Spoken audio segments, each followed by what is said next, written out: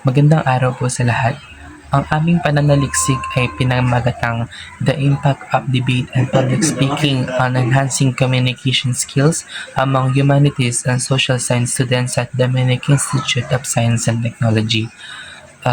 So ang layunin po ng pag-aaral na ito ay malaman kung paano po nakakatulong ang debate at public speaking sa pagpapahusay ng kakayahan sa komunikasyon ng mga YUM students.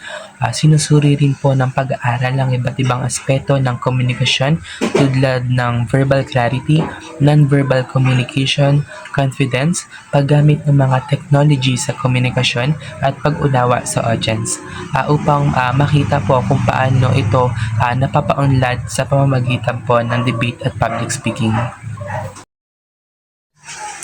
Batay sa resulta ng survey, ipinakita ng mga mag-aaral na may mataas na kumpiyansa sa verbal clarity or malinaw na pagpapahayag ng ideya.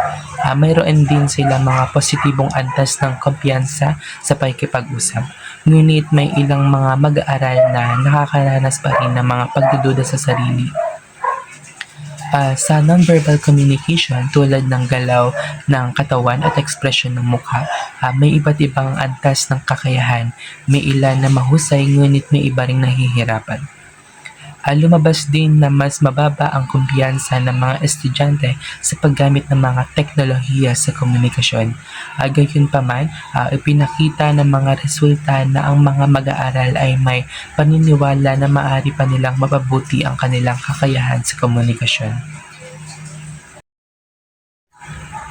Sa konklusyon, ipinapakita ng pag-aaral na ang debate at public speaking ay may malaking epekto sa pagpapahusay ng kakayahan sa komunikasyon ng mga YUM students at nakakatulong ito upang mapataas ang kanilang self-confidence, critical thinking at kakayahang magpahayag ng ideya. Gayunpaman ay may ilang aspeto pa na kailangan pagbutihin tulad ng non-verbal communication at paggamit po ng technology sa pakikipagkomunikasyon.